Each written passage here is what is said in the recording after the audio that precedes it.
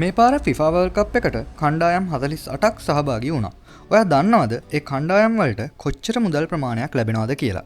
Cricket එක්ක බලද්දි නම් ෆුට්බෝල් කියන්නේ සල්ලි ආකාරයක් කියලා ඔයාටත් මේක බැලුවම හිතේ. ඉතින් මේ වීඩියෝ එකෙන් කතා කරන්නේ ඒ ගැන.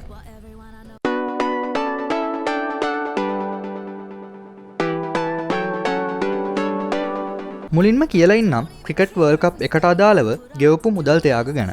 මේ කියන්නේ අවුරුදු 4කට පාරක් තියෙන ඕවර් 50 වර්ල්ඩ් කප් එක ගැන.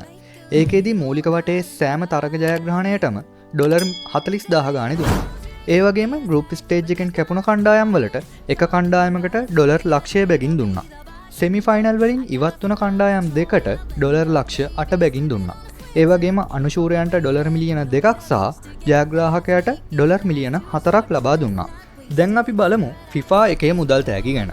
FIFA වලට සහභාගී වුණ කණ්ඩායම් හැම එකටම සහභාගී වීම වෙනුවෙන් විතරක් ඩොලර් මිලියන 2.5 ගානේ දීලා තියෙනවා.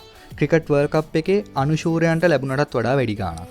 ඊළඟට ගෲප් ස්ටේජ් එකෙන් ඉවත් වෙන අයට එක කණ්ඩායමකට ඩොලර් මිලියන 10 ගානේ දෙනවා.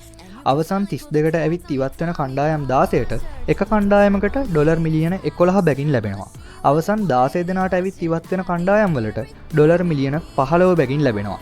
අවසන් 8 දෙනා අතරට આવොත් ලැබෙන මුදල් ත්‍යාගය ඩොලර් මිලියන 19ක් වෙනවා. අවසන් 4ට ඇවිත් 4 වෙනි ස්ථානය ගන්න ටීම් එකට ඩොලර් මිලියන 27ක් ලැබෙනවා. 3 වෙනි ස්ථානයට ඩොලර් මිලියන 29ක් ලැබෙනවා. ඒ වගේම අනුශූරතාව ගන්න කණ්ඩායමට ඩොලර් මිලියන 33ක් ලැබෙනවා. ඉතින් තරගාවලියේ ශූරයන්ට ඩොලර් මිලියන 50ක මුදල් ත්‍යාගයක් ලැබෙනවා. ඉතින් මේ ටෝටල් ප්‍රයිස් පූල් එක ඩොලර් මිලියන 791ක්. ක්‍රිකට් වර්ල්ඩ් කප් එකේ ප්‍රයිස් පූල් එක ඩොලර් මිලියන 10යි. හිතාගන්න පුළුවන් නේද FIFA එකේ ගෙවන ගාණ ගැන?